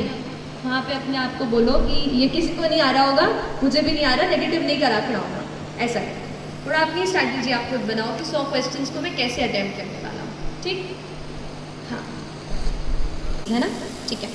तो इन्होंने ये पूछा कि मेंस में हम जो नोट्स बनाते हैं उनको किस तरीके से टॉपिक वाइज अरेंज किया मैंने, और कैसे मुझे फिर एग्ज़ाम में मैंने कैसे उसको किया कि मुझे उस टाइम पे याद हो जाए। देखिए, यूपीएससी की स्पेसिफिक बात करूँ तो GS2 और GS3 का पेपर ऐसा है जो ज़्यादा से ज़्यादा आपका डायनामिक से आ जाएगा। जो आप न्यूज़पेपर पढ़ेंगे ना, GS2 GS3 आपका वहाँ से रोज़ कवर होता जाएगा। तो उसके लिए तो आंसर राइटिंग ही मैंने की, और आंसर राइटिंग से ही मुझे टॉपिक्स पता चल गए थे कि ये। जहाँ तक नोट्स की बात है, तो जो भी एडिटोरियल आते थे ना द हिंदू में या इंडियन एक्सप्रेस में, उनके मैं नोट्स बनाती थी। तो कोई जैसे टॉपिक हो गया उसका अलग से प्लेन पेज में, और हाँ, प्लेन पेज इसको इसलिए स्ट्रेस कर रही हूँ क्योंकि आंसर वहाँ पे आंसर शीट में प्लेन शीट ही मिलती है, वहाँ रूल शीट नहीं मिलती। तो आप शुरू में लिखोगे तो वैसा, तो कभी ऐसा जाएगा, तो आपको प्रैक्टिस करनी है ताकि स्ट्रेट आप अच्छे से लिख पाओ। तो मैंने नोट्स भी अपने प्लेन पेजेस में ही बनाए, एंड एडिटोरियल्स के नोट्स बनाए, ऐसे अलग अलग मैंने किया। अब एग्ज़ाम के अंदर हॉल में घुसते हुए ना एक टॉपिक ऐसा था, सब्जेक्ट, जो मुझे उसके डेफिनेशन याद नहीं रहती थी, वो थे GS4 का पेपर, एथिक्स का paper, ethics, integrity and aptitude. अब वो इंटेग्रिटी, डिसिप्लिन, ट्रस्टवर्दीनेस और करेज और ये तो वो, तो उसके डेफिनेशन नहीं याद होते थे। तो इतना छोटा सा, एकदम इतना सा पेज पे मैंने एक डेफिनेशन कहीं कहीं से बना के अच्छी से वो लिखी, फिर उसको मैं जाते तक मैं उस पेज को देख रही थी। मतलब अगर आपको ऐसा आपको कुछ लग रहा है कि आपको याद नहीं हो रहा है, एंड दैट इज़ इम्पॉर्टेंट, तो उसका छोटा सा अपन नोट्स बनाते हैं ना, वैसे नोट्स बना लो and keep reading it every night और एनीथिंग लाइक दैट। सो वो एक चीज़। और सोशोलॉजी का जो है पेपर 2 में डायनामिज्म, जैसा मैंने कहा, न्यूज़पेपर से कोट कर सकते हैं, थिंकर्स से कोट कर सकते हैं। तो शुरू में डेफिनेशन से करती थी, फिर कुछ पर्सपेक्टिव, जैसे आशीष बोस, आपने नाम सुना है? आशीष बोस एक डेमोग्राफर थे इंडिया के, शायद हैं, मुझे नहीं पता। तो उनका वो रिसर्च आया था जिसमें हमारे मध्य प्रदेश को बुरा ही लगा था, अपन को जो बीमारू बोल दिया था उन्होंने। तो वो उनका बीमारू जो शब्द दिया था ना, बिहार एंड ऑल, बिहार मध्य प्रदेश, तो वो उन्होंने पूरा एनालिसिस किया था कि क्यों ये स्टेट्स हैं जो थोड़ा अंडर डेवलप्ड या डेवलपिंग स्टेज में हैं। तो उन्होंने फिर एक और एक्रोनिम बनाया था, डेमारू, that was related to female infanticide. तो उनके मैंने फिर रिसर्च स्टडीज़ या वो भी मैंने कोट किया आंसर्स में। तो अभी तो सोशोलॉजी पे मैं कुछ ऐसा सोच रही हूँ, कुछ ऐसा राइटअप या बुक लिस्ट बना करके मैं नेट पे ऐसा कुछ शेयर कर दूँगी, तो एक वहाँ से आप हेल्प ले लेना। बहुत जल्द मैं कोशिश कर रही हूँ कि सोशोलॉजी की जो भी चीज़ है, कहीं वेबसाइट या कहीं ब्लॉग ऐसे मैं आपसे शेयर करूँ, तो आप वहाँ से भी वो चीज़ देख सकते हो, है ना। और कोई क्वेश्चन? यहाँ पे रहें कि दिल्ली जाएँ? तो यहाँ पे जैसे लोकल मैथमेटिक्स में क्या सबसे अच्छा रहेगा? जैसे कई बार हम सेल्फ स्टडी करते हैं तो समझ में नहीं आता जो कर रहे हैं वो सही है या गलत है, तो उसके लिए डायरेक्शन कैसे देना है? यहाँ भोपाल में रहते हैं। ठीक है, आप बैठे। हाँ, तो शुरुआत तो मैंने फाउंडेशन कोर्स लिया था मैंने यहाँ पर, और उसके बाद 8 महीने का वो कोर्स करके, लेकिन मुझे ये लगा कि उसमें मुझे केवल डायरेक्शन मिली है, केवल बुक्स पता चली हैं, बस बाकी जो वैल्यू एडिशन था वो आपको खुद को करना है। तो इसमें आप ये जो मैंने वेबसाइट्स बताई ना, ये आपको पूरा हर दिन ट्रैक करती रहेंगी। हर दिन आपको डेली करंट अफेयर्स इस पे आएंगे, कहीं आपको इस पे एडिटोरियल के नोट्स आ जाएंगे, कहीं क्वेश्चंस वो डाल देंगे हर रोज़ 5 से 10। तो इस तरीके से आप इनसे जुड़े रहो। दूसरी चीज़, अगर आपको लग रहा है कि कोई टॉपिक आपका वीक है, तो आप ऑनलाइन क्लासेस दिल्ली से जो वेबकास्ट होती हैं उनको आप सब्सक्राइब कर सकते हो, है ना।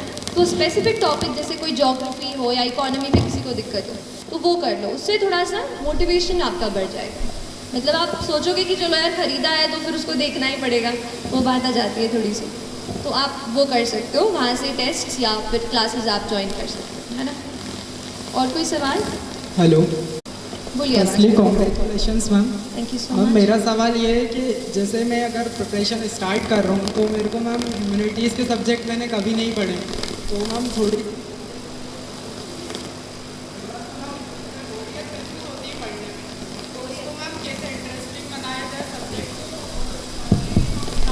तैयारी, तो शुरुआत में प्रिपरेशन से शुरू किया जाए ताकि हम आगे उसमें वर्क कर सकें। ठीक है, तो ह्यूमैनिटीज़ पढ़ना शुरू किया है तो सीधा बुक से शुरू मत करो। मैंने क्या किया था, न्यूज़पेपर्स उठाए थे सबसे पहले। तो कॉलेज जाती थी, बस में एक न्यूज़पेपर शुरू में आधा, आते टाइम आधा, ऐसे करके, क्योंकि कॉलेज के साथ मैंने प्रिपरेशन किया तो टाइम एकदम है ना पूरे दिन का भी मुझे कम मिला। तो मैंने कोशिश की कि जहाँ भी ट्रैवल जैसे कर रहे हैं, हम कई बार ईयरफोन्स लगा लेते हैं, तो अब पढ़ने लगे हैं तो ईयरफोन्स की जगह पे न्यूज़पेपर निकाल लीजिए। ऐसा थोड़ा सा एडजस्टमेंट कीजिए, अपना एनवायरनमेंट चेंज कीजिए पढ़ाई का। ह्यूमैनिटीज़ को स्पेसिफिक लेके जो क्वेश्चन है कि हाँ बोरियत आएगी, मैं भी हिस्ट्री पढ़ते पढ़ते सो जाती थी, और ज्योग्राफी तो आप पूछो ही मत कैसे मैंने पढ़ा है। तो ठीक है, तो ऐसा होगा आपके साथ भी, बट न्यूज़पेपर से शुरू करो, वो चीज़ें आपको इंटरेस्ट दिलाती हैं। ठीक है, जैसे कोई चीज़ आप पढ़ते हो कि ये जो है ना, आज जैसे आज कौन सा डे है बताइए आप मुझे। हाँ, आज वर्ल्ड हेरिटेज डे है, राइट। तो आज वर्ल्ड हेरिटेज डे पे आप यूनेस्को की वेबसाइट पे जाओ, या जो भी यूनाइटेड नेशंस इसको मना रहा है उसकी वेबसाइट पे आप चले जाओ। आज उनके उसमें आपको देखो कि अलग अलग फोटोग्राफ्स, बहुत सारी चीज़ें आपको मिलेंगी। सो you can learn the UNESCO world heritage sites आज ही। समझ रहे हो, अपने आप को आपको कहीं ना कहीं इंटरेस्ट डेवलप करना पड़ेगा। ज़रूरी नहीं है बिल्कुल कि बुक खोल के बैठे तो इसको ही कवर करना है। इंटरनेट से हेल्प लो, इंटरनेट बहुत मुझे भी हेल्प किया, बहुत ज़्यादा, उससे भी मैंने थोड़ी वैरायटी आ जाती है उससे। तो ऐसे अलग अलग सोर्सेज से पढ़ाई करो। और जैसे अगर हिस्ट्री बोरिंग लग रही है तो कभी उसके साथ कोई और ऐसा सब्जेक्ट का कॉम्बिनेशन बना लो जो आपको इंटरेस्टिंग लगता हो, है ना। तो अपने आप को रिवॉर्ड दो, कभी एक चॉकलेट खा लो रात को, पढ़ाई अच्छी कर ली हो तो। किसी को आइसक्रीम पसंद है वो खा लो। देखो मैं कह रही हूँ ना, अपने सबको सब बोरियत होता है यार, इतनी पढ़ाई अपन को नहीं जमती है, बट कर लेते हैं ना तो सच को अपने दिल को भी थोड़ा ट्रिक करो, है ना। तो बोरियत तो होगी, but we have to manage anyhow. Anybody else? My question is, what you did in your last month before prelims, and why did you shift from Hindu to Indian Express, and how do I make balance among solving mocks, revising static, focusing on current affairs and CSET also efficiently in coming days? So that's my confusion, ma'am, actually in your question. True. बहुत important 40 days about. तो you know, इतने time में आप कुछ test लगा चुके होंगे, तो उन टेस्ट को आप ये समझो कि वो नेचर ऑफ मिस्टेक जो आप कर रहे हैं वो क्या है। देखो गलतियाँ हम सब करते हैं, मेरे भी 90 मार्क्स ही आया करते थे ऐसे मॉक में इतने दिन पहले, 80, 90, 70, तो मुझे लगा ये 110 का आंकड़ा तो मैं पार नहीं कर पाऊँगी, ऐसा होगा। तो लेकिन आपको क्या करना है, आपकी जो मिस्टेक कहाँ हो रही है उसको आप पकड़ो। अच्छा मिस्टेक कैसे, नॉलेज का गैप है क्या, कहीं कोई चीज़ मैंने कि मुझे 3 में से 1 आ रहा है फिर भी मैं अटेम्प्ट कर रहा हूँ और वो नेगेटिव हो जा रहा है, वो पकड़ो। कभी कभार हम सिली मिस्टेक कर देते हैं, ए का बी का डी मार्क कर देते हैं, तो क्या ऐसी मिस्टेक है? अपने नेचर ऑफ मिस्टेक को एनालाइज करो। और अगर आपको ये लगता है, मेरे साथ ऐसा हुआ था कि मेरा नॉलेज का गैप सामने आ रहा था कि this thing I have not studied, तो उस टाइम पे फिर मैंने पेपर लगाना कम कर दिया और थोड़ा अपनी रीडिंग पे, स्टडिंग पे फिर से फोकस किया। ठीक है, तो आप स्टडिंग पे फिर से जाओ, जो आपका वीक एरिया है, जहाँ आपके क्वेश्चंस गलत हो रहे हैं, आप उसको फोकस करो। और क्या सवाल आपने इसके साथ पूछा था? हाँ ठीक है, न्यूज़पेपर नहीं, तो I just correct myself if you got me wrong. It was only after I had done my mains when I got an interview call, then I started reading one more newspaper. Otherwise, so the Hindu is only thing which you have to read for civil service. Otherwise, आप जो online articles आते हैं जैसे Livemint, right, Livemint पे काफ़ी articles आते हैं। PRS legislative research आपने सुना होगा, वहाँ पे आर्टिकल्स आते हैं, तो वो आप पढ़िए। इंटरव्यू में ये रहता है थोड़ा सा ओपिनियन आपको ज़्यादा पता होना चाहिए, क्योंकि एक ही ओपिनियन पढ़ेंगे तो उनके सामने मल्टी डिमेंशनल आंसर नहीं बता पाएंगे। इसलिए फिर मैंने आफ्टर इंटरव्यू कॉल फिर मैंने दूसरा पेपर उठाया। बाकी तो एक भी ख़त्म नहीं होता यार पूरा, दूसरा कैसे पढ़ेंगे, है ना। टेस्ट एंड यू फाउंड कि आपकी अभी गलती हो रही है, तो फिर आप स्टडी पे जाओ ना, है ना। बाकी एनीवेज कमिंग टू, जैसे लास्ट मैं कहूँगी 15-20 डेज में आप 1 वॉक पर डे ऐसा करके, और थोड़ा उसी टाइम में, जैसे पेपर कब है, एडमिट कार्ड आ जाएगा तो पेपर का टाइम पता चल जाएगा, राइट, 9 से 11 है क्या है, तो उसी टाइम में बैठ करके यहाँ पे बॉटल रखी, यहाँ पे वॉच रखी, वैसे ही टाइम में अपने आप को बैठ के प्रैक्टिस करवाओ। ठीक है, क्योंकि गर्मी बहुत होने वाली है 2 जून को, तो अपने आप को उस एनवायरनमेंट में भी ढालना बहुत ज़रूरी है। तो इस प्रकार से कर सकते हो, कभी 1 वॉक पर डे, नहीं तो 50 क्वेश्चंस पर डे, या तो मिक्स लगा लिया कभी, या कभी लग रहा है कि आज मुझे एनवायरनमेंट का रिवीजन करना है तो एनवायरनमेंट के 50 सवाल लगा लिए, ऐसा। It depends totally on you कि आपकी नीड क्या है, आपको नीड पहले अपनी खुद की पहचाननी है ना। और कोई सवाल? और एक ही बार दिए हैं, बट जर्नी से मुझे ये लगा when I was into the process of preparation कि यूपीएससी आपको कोई बायस नहीं रखता है। देखिए, आप समझने की कोशिश कीजिए, पीटी आया, पीटी गया, पीएमटी आया, पीएमटी गया, पर यूपीएससी की जो ऑथेंटिसिटी है, जो उसकी क्रेडिबिलिटी है, वो आज तक मेंटेन है। आज तक जो बच्चे उसमें से सिलेक्ट होते हैं वो आज IAS officers, IPS, all India service, IRS में जाके सर्व कर रहे हैं। तो उस एग्जामिनेशन और उस इंस्टीट्यूशन की जो क्रेडिबिलिटी है वो बेहद हाई है, और वो इसलिए क्योंकि वो कोई बायस नहीं रखते हैं कि हिंदी माध्यम का बच्चा है या तेलुगु माध्यम में लिख रहा है तो उसको हम नहीं वो करेंगे। तो मुझे नहीं लगता कि उस इंस्टीट्यूशन में कोई बायस है। अगर कोई कमी आ रही है जो मुझे लग रहा है, जिसकी वजह से जैसे हम देखते हैं कि हिंदी माध्यम में जो छात्र दे रहे हैं उनका अगर रेशियो कम है, तो मेरे पर्सनल ओपिनियन में शायद जो है ना मटेरियल का दिक्कत आ रहा है। आजकल इंग्लिश में इंटरनेट पे वेबसाइट्स हैं, सब इंग्लिश में रहती है, तो उनसे, जैसे मैं इंग्लिश मीडियम से थी तो मैं कोई भी वेबसाइट पे जो भी मटेरियल हो उसको मैं एक्सेस कर पा रही थी। पर शायद अगर कोई हिंदी माध्यम का छात्र है उसके लिए शायद मटेरियल की दिक्कत आ रही है। लेकिन मेरे ज्ञान में आया है कि कुछ कोचिंग्स ऐसी हैं या कुछ जैसे वेबसाइट्स हैं जो हिंदी में ही मटेरियल प्रोवाइड करते हैं। तो अगर आपका माध्यम हिंदी हो तो ये मन में बिल्कुल ना सोचिए कि यूपीएससी आपसे भेदभाव करेगा या उससे आपको कम मार्क्स देंगे। अगर आप में काबिलियत है, आप सही तरीके के आंसर्स लिखते हैं, जो पूछा है वो आप बताते हैं, तो आपको ज़रूर मार्क्स मिलेंगे, है ना। और कोई सवाल? Thank you so much. Ma'am, मेरा क्वेश्चन ये है कि जब आंसर राइटिंग करते हैं मेंस के लिए तो बहुत लेंथी हो जाता है, और कभी कभी स्पीड भी मेंटेन नहीं हो पाती, और स्पीड होती है तो क्वालिटी मेंटेन नहीं हो पाती है, और बहुत प्रैक्टिस करने के बाद भी नहीं हो पाता है पूरे पेपर सॉल्व। ठीक है, अगर प्रैक्टिस करने के बाद एनालिसिस पे ज़्यादा टाइम दो अपने आंसर पे। आप तो खुद का आंसर लो कि देखो कि मैं कितना, ये टॉपिक है, चलो ठीक है। जब हम लिख लेते हैं और टाइम का कंस्ट्रेंट नहीं रहता, तब आप आराम से सोच सकते हो कि इस सवाल में मुझसे ये पूछा था कि 1857 के रिवोल्ट के बाद में इंडिया पे क्या इम्पैक्ट पड़ा, और फिर अगर ये नहीं होता तो क्या होता है, ऐसा कुछ जो भी मन से सवाल बना रही हूँ। तो वैसा सवाल आप क्या मैंने उस क्वेश्चन के नीड को, डिमांड को एड्रेस किया है कि नहीं, क्या मैंने ऐसे पॉइंट्स डाले हैं कि नहीं। तो भले ही आप सवाल लिखने, आंसर लिखने में आप 15 मिनट दे रहे हो, तो आंसर के एनालिसिस में आप भले ही 45 मिनट्स दो, पर analyse the question thoroughly whether और not I am able to address the demand of the question जो पूछा गया है। ठीक है, एनालिसिस करके आप समझ जाओगे कि यहाँ क्वालिटी की दिक्कत है। तो फिर आप, मैं कहूँगी शुरू में आप टाइम मत सोचो, आप सोचो ठीक है जितना टाइम ले रही हूँ लेने दो, धीरे धीरे वो हो जाता है। आप एकदम अपने आप को टाइम के कंस्ट्रेंट में मत बांधो, क्वालिटी पे ज़्यादा फोकस करो, है ना। एंड एक और चीज़ है, क्योंकि इन्होंने एक सेकेंड इनका सवाल क्योंकि गर्ल ने पूछा था, I just share one fact with you. 759 बच्चे सिलेक्ट हुए इस साल, ठीक है, फाइनल लिस्ट में यूपीएससी की। And there are just 182 girls ma'am, just 182 out of 759। मतलब हम 50-50 हैं और यहाँ पर हमारा इतना जेंडर इम्बैलेंस है। तो मैं सारी गर्ल्स जो अभी मुझे सुन रहे हैं, टेल यू प्लीज़ प्लीज़ खूब सारा अच्छे से पढ़ाई करो।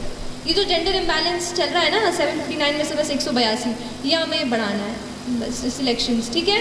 तो प्लीज़ ऑल द गर्ल्स, हमारे पास डिस्ट्रैक्शन कम होते हैं ना, दोस्त नहीं होते बाहर ऐसे घूमने फिरने के लिए ज़्यादा, तो उस चीज़ का थोड़ा फ़ायदा उठाओ और अच्छे से प्लीज़ अपने आप को डेडिकेट होकर पढ़ाई करो please. This message is specially for girls, otherwise तो सबके लिए ही बोल रही हूँ।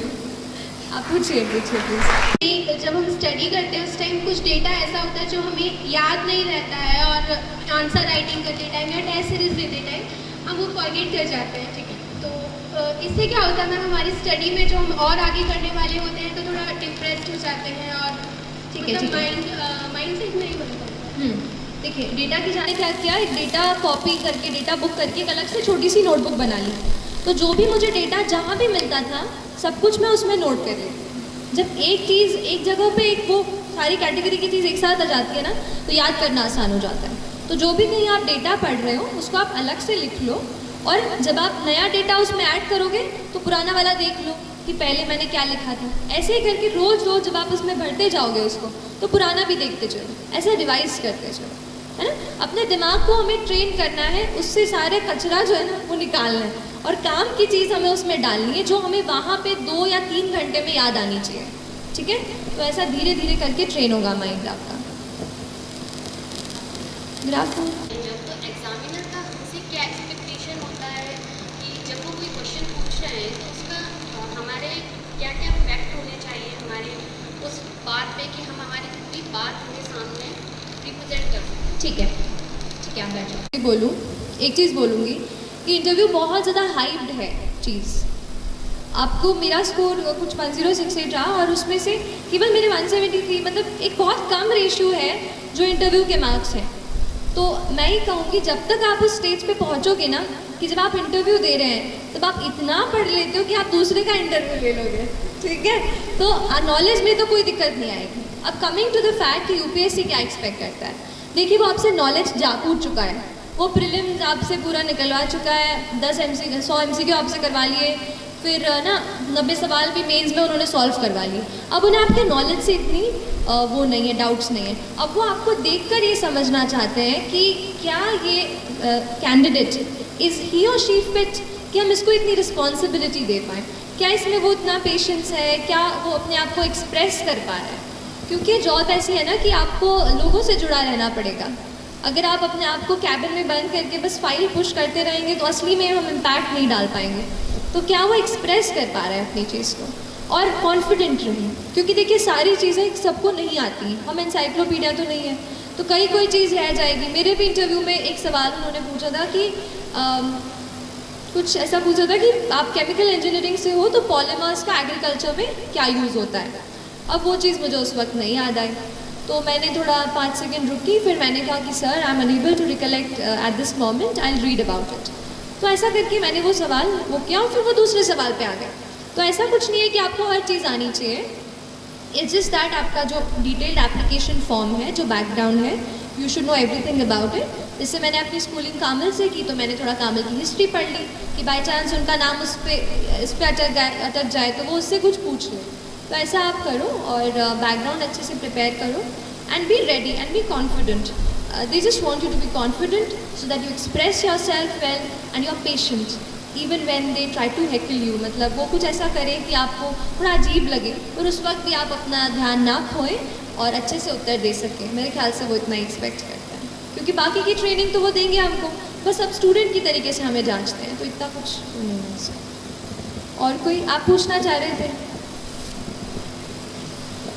मैम वो क्या कोर्स पेपर होता है जो एथिक्स होता है, उसमें नंबर की मार्जिन बहुत कम होती है, आप उसको फेस कैसे किए? क्योंकि मेरे सब्जेक्ट जो मैं क्लियर कर रहा तो फोर्थ पेपर में थोड़ा दिक्कत आ रही है। ठीक है, देखिए 4 पेपर यूपीएससी की परीक्षा की बात कर रहे हो क्या? और यहाँ एमपीपीएससी में भी होता है ना, ethics integrity and aptitude, MPPSC में भी होता है, राइट। तो मेरे ख्याल से इस पेपर में 2 पार्ट्स हैं। एक तो अपना जो थियोरेटिकल पूछेंगे कि क्या क्या क्वालिटीज़ रिक्वायर्ड हैं ऐसा करके, जहाँ पे मैंने डेफिनेशन की बात की थी ना, कि जहाँ पे अगर हम छोटी छोटी डेफिनेशन याद करके लिख जाए उनको यूज़ कर सकते हैं। I think GS4 is about quality content. देखिए डिसिप्लिन, किसी को बोले व्हाट इज़ डिसिप्लिन, कोई कुछ लिखेगा, कोई कुछ लिखेगा। आपको कुछ ऐसा लिखना है कि वो एग्जामिनर एक बार पढ़े तो सोचे अरे हाँ यार ये इसने कोई तगड़ी बात बोली है। और कुछ एग्जाम्पल लगाइए आप अपने रियल लाइफ के। जैसे एक एग्जाम्पल मैं थोड़ा सा अपने रियल लाइफ से करके गई थी कि ऑनेस्टी आप ऑनेस्ट कितना रहते हैं सिविल सर्वेंट। तो अपना जो लाइसेंस होता है, आप सब में से किसके पास लाइसेंस है? Driving licence? बस गाड़ी सब चलाते हैं? अरे यार ऐसा मत कर। तो लाइसेंस का ऐसा हुआ था कि वहाँ पे मैं गई और फिर कोई कह रहे थे जैसे रिलेटिव कि आप ये इनको पे कर दो एजेंट को और वो आपका लाइसेंस बनवा देगा। मैंने कहा नहीं, जो ऑफिशियल प्रोसीजर है उससे करेंगे। मुझे 5 दिन लग गए, 5 दिन मुझे ऑफिस के चक्कर काटने पड़े, बट एटलीस्ट मेरे मन में वो सेटिस्फैक्शन रहा कि मैंने ऑफिशियल प्रोसीजर से किया है और किसी एडिशनल इंसान को, मिडिल मैन को पैसा नहीं दिया है।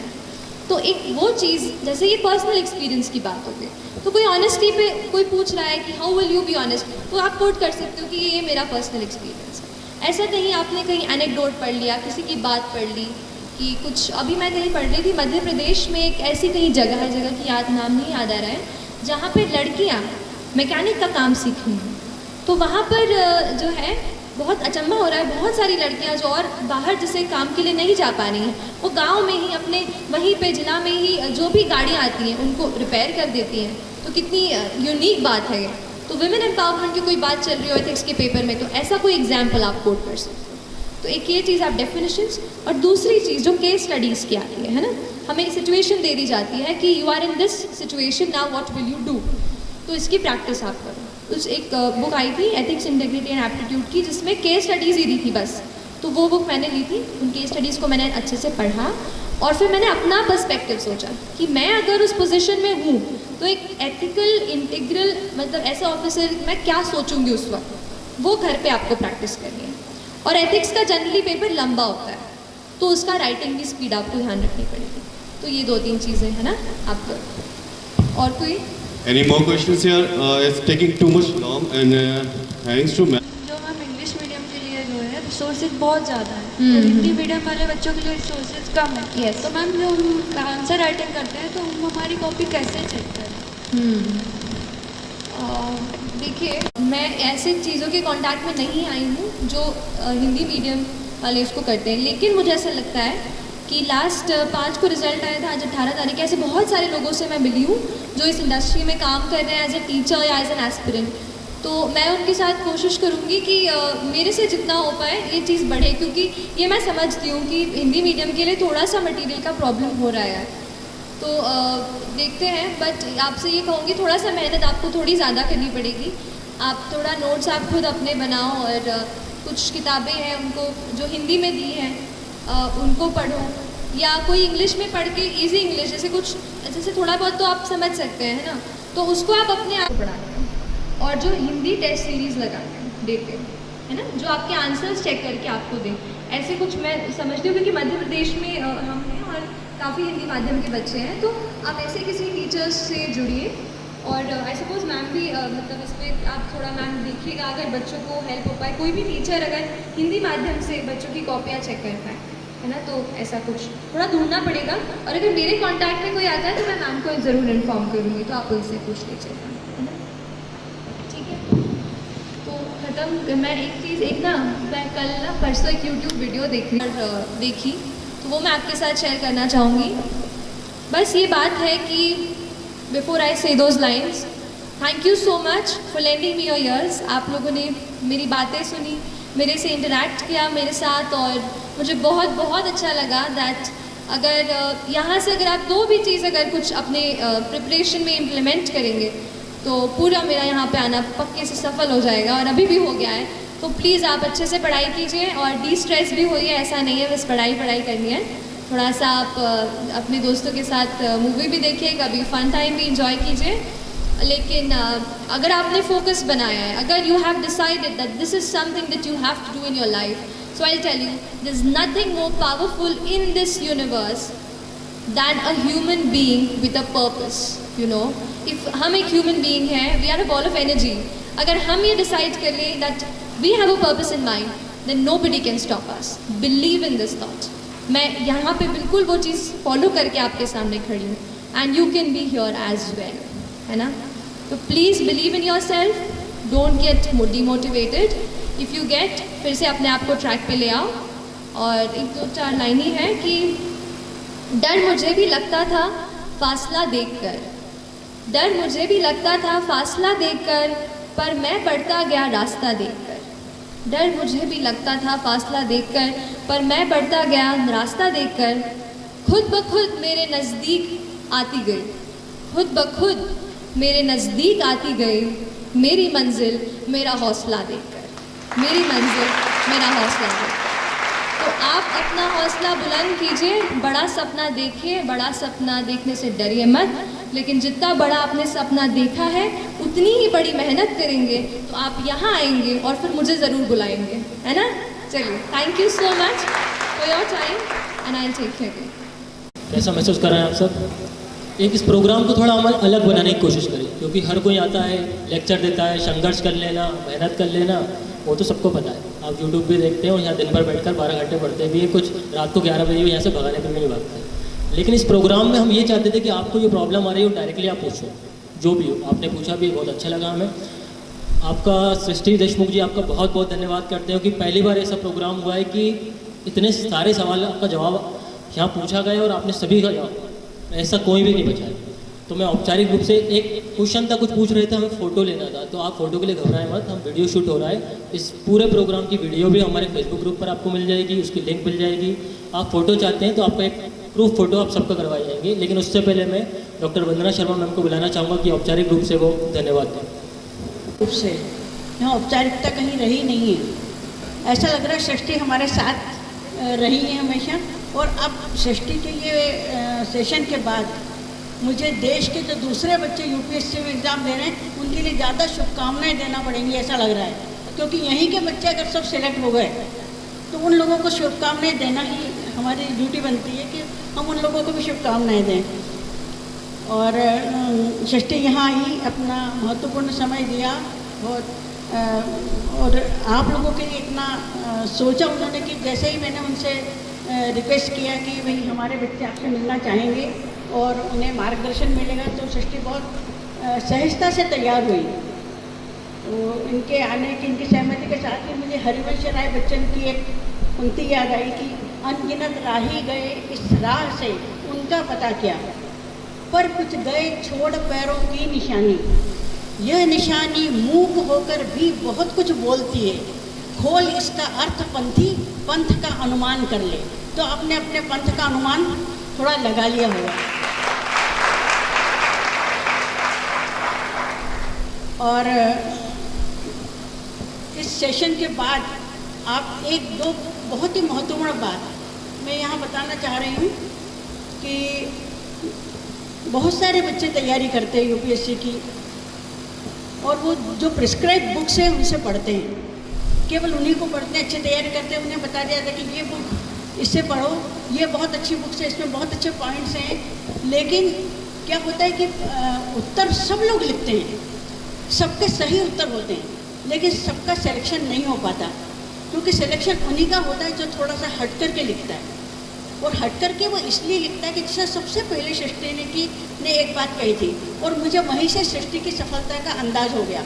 उन्होंने ये कहा था कि यदि आप यूपीएससी देना चाहते हैं, इसलिए कि एक प्रेस्टिजियस जॉब है, ये सम्मान है, अधिकार है, यश है, धन है, सब कुछ है. लेकिन यदि एक उद्देश्य हमने ये बना लिया कि हमें इसलिए बनना है कि जैसे हमने किसी गरीब बच्चे को देखा कि ऐसे बच्चों को सबको पढ़ना मिल जाए, मतलब जितना ज़्यादा आपकी पढ़ाई का संबंध आपके प्रेस्टिजियस लाइफ से न होकर के समाज की चिंता को लेकर के होगा, उतनी चिंता आपकी बढ़ेगी, उतना चिंतन बढ़ेगा, आपका लिखने का स्टाइल बनेगा, क्योंकि आप अपने लिए नहीं सोच रहे हैं, आप सोच रहे हैं किसी एक खास समस्या को लेकर के, अपने देश की चिंता को लेकर के, देश के किसी ऐसी बात को लेकर के। बहुत बार हम सुनते हैं कि बहुत साधारण परिवार में पड़ी हुई बच्ची, चाहे वो उसके पिता टांगे चलाना वाले हैं या कोई एक बहुत ही गरीब कृषक है, उनके बच्चे यूपीएससी में इन्होंने अच्छा रैंक मिला उन्हें। इसका कारण ये नहीं है कि उन्होंने बहुत पुस्तकें घोंट डाली होगी, इसलिए कि वो जिस परिवेश में रही है उस परिवेश को लेकर के चिंतित रही होंगी, या वो बच्चे चिंतित रहे होंगे और उस चिंता ने उनको चिंतन दिया होगा और इस चिंतन ने उनको लगन दी होगी और लगन से उन्होंने परिश्रम किया होगा और परिश्रम से उन्हें सफलता मिली होगी। तो हम अपने लिए न करें, केवल ये ध्यान दें कि हमें यूपीएससी क्लियर इसलिए करना है कि हम बड़े अधिकारी बनेंगे, तो ऐसा सोच करके बहुत बच्चे एग्ज़ाम देते हैं। लेकिन सफलता उन बच्चों को मिलती है जो अपने साथ साथ एक चिंता को लेकर के चलते, एक चिंतन को लेकर के चलते, एक समाज से जुड़े हुए होने का, समाज से कोई कुछ देने के भाव को लेकर के जो लोग जुड़ते हैं, उनकी सफलता निश्चित है, तय है। क्योंकि वो जब लिखते हैं तो उनके लेखन में जरूर दूसरे बच्चों से अंतर होता होगा और उनका लेखन उनसे दूसरों से श्रेष्ठ रहा होगा। तो इस बात को भी आप ध्यान में रखिए। आप सबकी सफलता बिल्कुल आपके इरादों पर टिकी हुई है। जैसे दुष्यंत कुमार की पंक्ति है ना कि यह पहाड़ी पाँव क्या चढ़ते, इरादों ने चढ़िए, कल दरीचे ही बनेंगे द्वार, अब तो पथ यही है। तो एक ही पथ बनाएं, आपके दरीचे दरवाजे बन जाएंगे, आपको सफलता निश्चित मिलेगी। बस ये है कि जो कुछ आपने आज सीखा समझा उसे ग्रहण करें, उसे अपने रोज़मर्रा के अपने जो तैयारी है उसमें लेकर के आएँ। और मैं आप सबकी सफलता की शुभकामनाएं देती हूँ और सृष्टि को बहुत बहुत धन्यवाद देती हूँ कि इतने अच्छा सेशन उनका रहा और बच्चे न केवल मोटिवेट हुए, उन्हें बहुत सारी उनकी समस्याएं जो उनके अंदर उनको पूछती होगी, उनको जिज्ञासाएँ उनकी शांत हुई। इसके लिए मैं आपका बहुत आभारी हूँ, धन्यवाद देती हूँ।